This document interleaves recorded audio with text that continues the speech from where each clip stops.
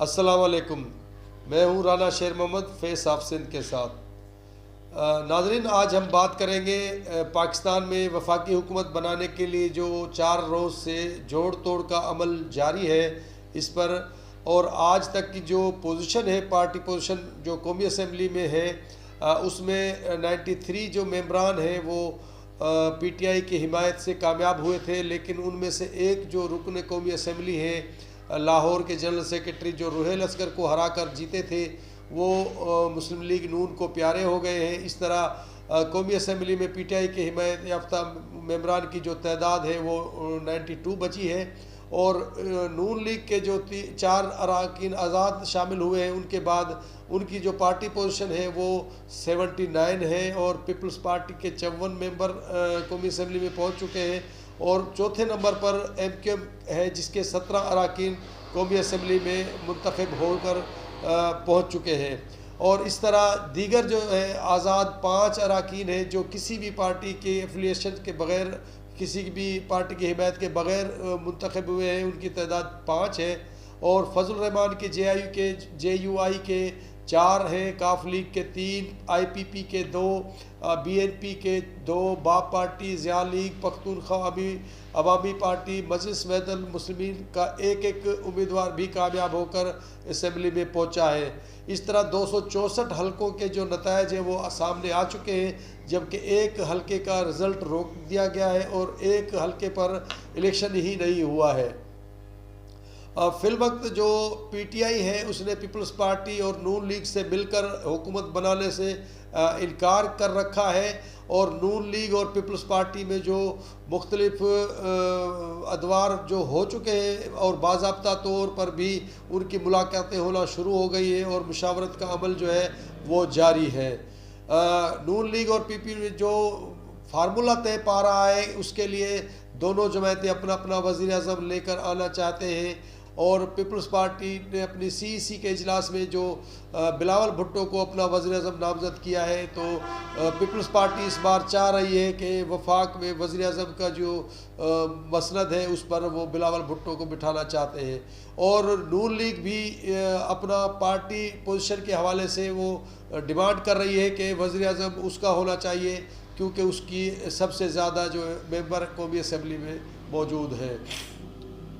अब 2 चीज़ें सामने आ रही है कि अगर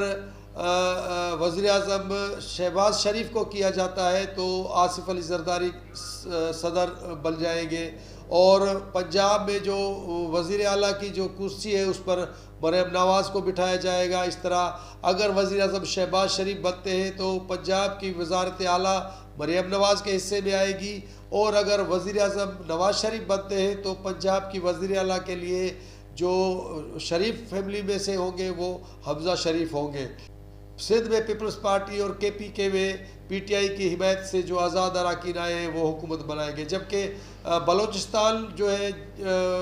मौलाना फजल रहमान को देने के भी इम्कानात हैं कि अगर वफाक में वज़ीर आज़म और सदारत की जो कुर्सी है वो पीपल्स पार्टी और नून लीग में चली जाती है तो बलोचिस्तान की जो क़यादत है वो मौलाना फजल रहमान के हवाले की जाएगी। इस तरह ये फार्मूला तय करने के लिए जो बातों के जो दौर चल रहे हैं उसमें मुलाकातों के भी दौर चल रहे हैं। कुछ हल्के अमरीकी सफ़ीर की मुलाकात जो बिलावल भुट्टो से 1.5 घंटे तक जारी रही, उस मुलाकात को भी खुशाइन करार दे रहे हैं और वज़ीर आज़म पाकिस्तान बनाने की राह हमवार करने में पेशरफ्त करार दे रहे हैं। अगर पीपल्स पार्टी वज़ीर आज़म अपना बनवाने में कामयाब होती है तो